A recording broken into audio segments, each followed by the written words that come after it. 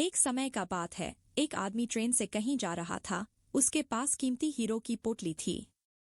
उस आदमी को 2 दिन और 2 रात ट्रेन में गुजारने थे, क्योंकि उतना उसको सफर करना था और उसे कहीं पहुंचना था।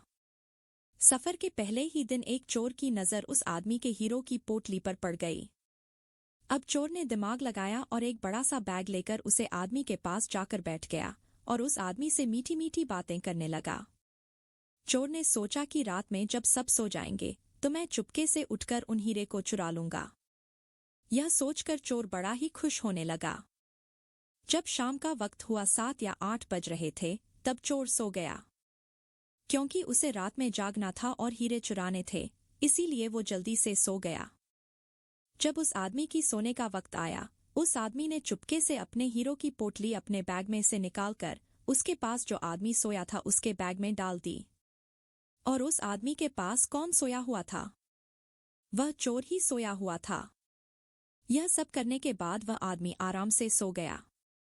रात के जब 2-3 बज रहे थे, तब वो चोर उठा और उसने देखा सब लोग सो गए हैं। फिर उसने उस आदमी के बैग को अपनी तरफ खींचा और उस बैग को पूरा चेक कर लिया। उस बैग में कुछ नहीं मिला। वह परेशान हो गया। सारी रात उसे आदमी के बैग को चेक करने के बाद जब उसे कुछ ना मिला, तब उसने देखा कि सुबह के 4 रहे थे, तब वह सो गया। उसके सोने के बाद वह आदमी उठा। उसने अपने हीरो की पोटली उस चोर की बैग से निकालकर अपने बैग में वापस रख ली।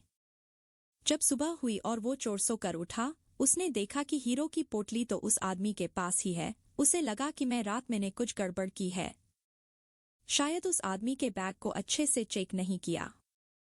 उसने फिर से प्लान बनाया कि इस रात बैग को अच्छे से चेक करना पड़ेगा।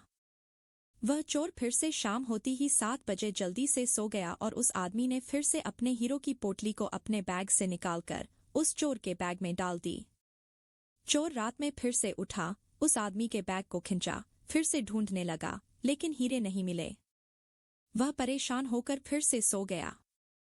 वह आदमी सुबह के 5 बजे उठा, अपनी हीरो की पोटली चोर की बैग से निकलकर अपने बैग में वापस डाल दिया। जब सुबह हुई, स्टेशन आया, वह आदमी स्टेशन पर उतरा तो चोर उसके पास आकर कहने लगा, मैं जिंदगी में कभी चोरी नहीं करूंगा, बस मुझे इतना बता दो कि हीरो की पोटली रखी कहाँ थी। उस आदमी ने कहा, अरे मूर्ख, तू अपना सुख दूसरों की तरफ ढूंढ रहा था। अगर तू खुद के अंदर जाता तो तुझे सुख जरूर मिलता। अगर तू अपने गिरेबान में झांकता तो तुझे पता चलता कि तू चोर नहीं, मालिक था। वो हीरो की पोटली तेरे ही पास थी। दोस्तों, इस कहानी से हमें बहुत बड़ी सीख मिलती है। हमेशा अपना सुख दूसरों की तरफ ढूंढते रहते हैं और बहुत से लोग हमारी जिंदगी में आते जाते रहते हैं। कोई हमें सुख देता है तो कोई हमें दुख देता है। बहुत से लोग ऐसे होते हैं जो अपनी खुशी दूसरों पर निर्भर कर देते हैं। जबकि अगर आप खुद के अंदर झांकोगे, अपने खुद के गिरेबान में झांकोगे, तो आपको किसी चीज की कमी महसूस नहीं होगी।